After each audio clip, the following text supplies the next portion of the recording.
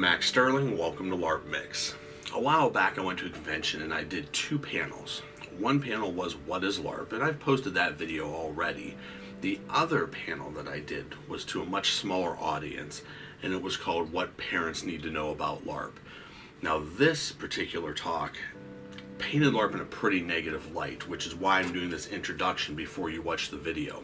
It's a serious topic, and in fact it's probably one of the few serious videos I'm going to have on this channel. I actually struggled for a while to decide if I even wanted to post this video, because we try to paint LARP as being this, great cohesive supportive community, but the truth of the matter is it's not always. LARP can be very supportive and cohesive, and sometimes you meet great people, you meet great friends, maybe you fall in love, who knows. LARP can be a great thing, but LARP is also plagued by society. So the same things you experience in the workplace, at school, at other groups that you're involved in, online, it's all going to be present at LARP as well. If you follow other channels that do LARP, then you know that some of those people have had negative experiences at games they've gone to. But what I address in this is sort of what parents need to know, because I'm looking at really sort of the darker aspects of LARP that are going to cause probably the most damage to an individual. And I really should have called the panel The Dark Side of LARP, because it's not just parents who are sending their kids off to LARP. Really everyone should be aware of this stuff, because a lot of the things I talk about can happen to anyone. And in fact, I've seen it happen to adults over the course of my almost 25 years of LARPing. And even though I'm less likely for things like this to happen to, it can certainly happen to someone like me as well. But it's also important for folks that it doesn't happen to understand what they're looking at when they see it happening, because you can always do wellness checks with people, and you can also report issues to whatever, the governing body of LARP or the police if you need to.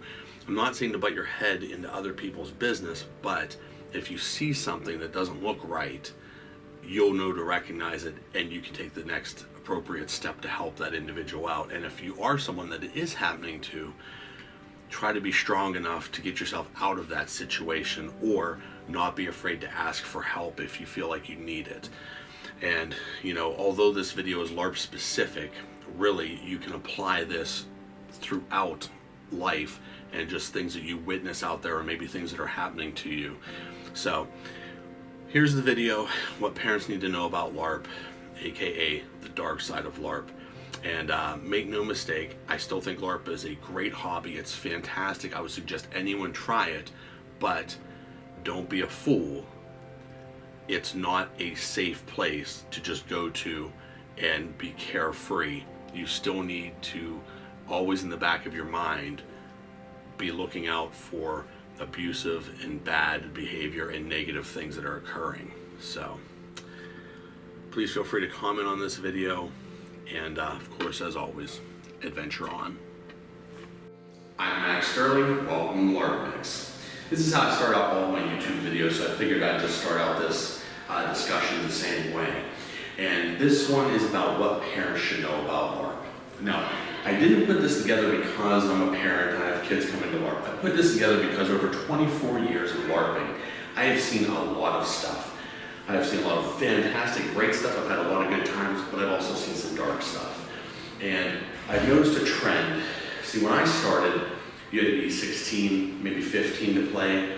And even then it was required parents to sign off on some stuff. If you were 15, I think you had to have a guardian of some kind with you, be it a parent or an adult above 21 years of age that would go around with you.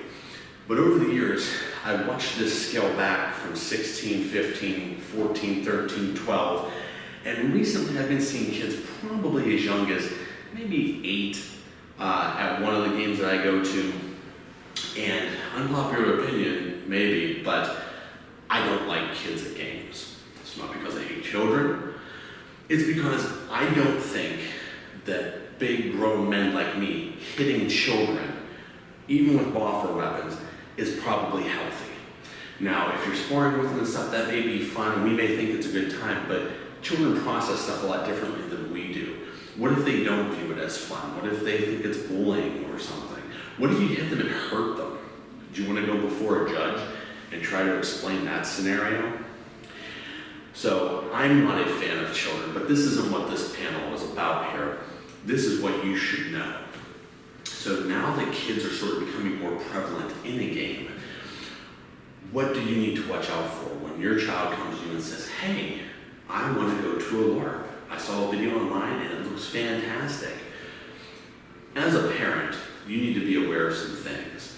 And we're going to get hip to some terminology here real quick, because these are words that you may hear in this community, and you may hear these outside of this community, but I want to make sure that we all know what we're talking about here. One of the things you're going to encounter or possibly hear about at LARPs is called a missing stare. Now, a missing stare is a person whom everyone in the community knows is a problem. Now, generally speaking, it's associated with pedophilia, but I would expand this to say it could be someone who is a drug dealer, it could be someone who is a pedophile, it could be someone who is just trouble in general for one reason or the other. Now, the problem I have with missing stare is that it's a lot of hearsay. It's judging books by a cover, and it's not always necessarily true. It's a form of slander, so you need to be mindful when people present this to you. Now, if everyone at the game says this, there's probably a pretty good chance that it's true. And really all you want to do is just avoid these people. So when you go to a game, you'll find out pretty quick kind of who these people are. And like I said, they're people who everyone knows that they could be problematic, but they haven't actually done anything to get them kicked out or get them in any sort of legal trouble. They're just sort of either creepy, or people have known them from their community, they know them from high school, they know them from somewhere else, work maybe, and they know them to be X. So I know Chad is a meth dealer, okay?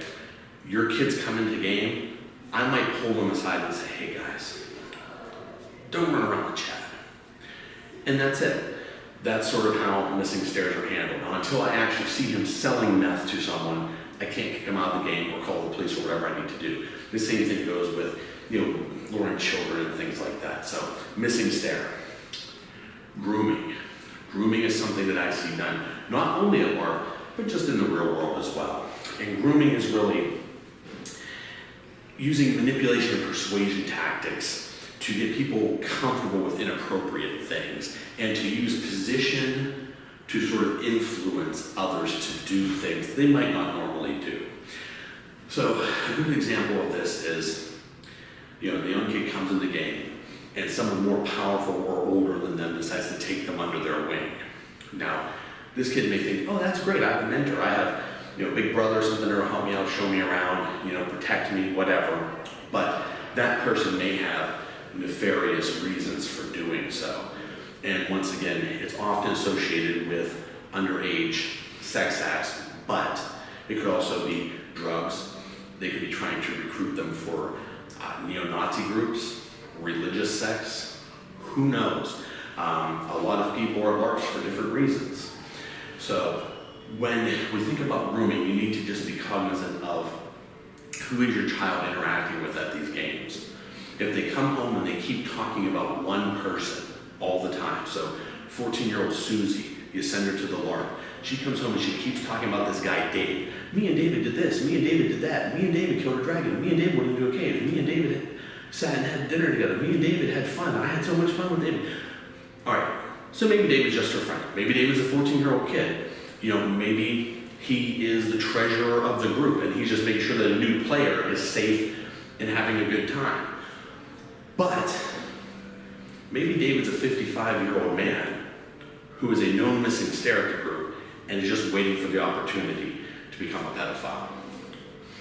So it's hard to say. You need to be aware of these type of activities, know who the kids are hanging out with, and really sort of know who's at this game. Gaslighting, I view it as a form of bullying. It's really what you do to try to make people question their sanity or their memories. I see this done a lot when couples break up. There will be a lot of gaslighting done between one or the other. And sometimes you can see it. Sometimes it's not so obvious to see because sometimes it's just between two people. So it's hard to tell, but this tactic can be used along with the grooming to sort of get these people to get the influence that they need for whatever they're trying to do. Of course, any sort of social situation is going to have your good old-fashioned bullying, elitism, and gatekeeping. Bullying is pretty obvious. People will bully you at games for outside of stuff. They'll bully you for the car you drive, the house you live in, your family, your looks, your weight, your height, anything. They'll also bully you in-game. They'll bully you in-game for the type of character you play, the class that you play, the type of race you chose to play. They'll bully you for your costume. They'll bully you for your weapon. They will bully you for every single thing that bullies would bully someone for. So be prepared for that. Elitism and cliques. A lot of times the elitists, they just stay to themselves, but they can also be very responsible for a lot of the bullying that happens and the gatekeeping as well. So the elitists, just be mindful of them. They may not directly put people down, but depending on their behavior and how they act, they can be problematic. And gatekeeping, that's just basically not being inclusive. That's a game requires $1,200 worth of armor and gear to play. And a lot of people don't have $1,200 to just start into a hobby that they may not stick with. So that's gatekeeping. So these are things you may run into when your child asks you about LARPing. And for all of these terrible things that I just described to you, these are the same type of things that happen at everything your child is going to want to do. Whether they want to join the church choir, they want to join the school band, they want to play after-school football or baseball or soccer or hockey, they want to do anything, get a part-time job. Anything your kids are going to be involved in will have all of these things I just described and more. Because anytime there are children interacting with adults, it's a hunting ground for these type of predators. They will know that these things exist and they will come to them. They will be drawn to them because they know that there are unprotected children there that they can prey upon and they can use these tactics on. So, in all the LARPs I've been to, I have seen all of this stuff in one form or another. Some of the one-day games, I don't see it that much, but there's still a lot of cliques. There can be bullying, and even a small, well-knit group can still have this type of stuff. So, what can you do as a parent?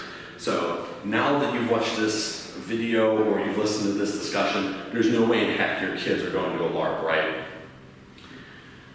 They really want to go, though, because LARPs can be a great thing.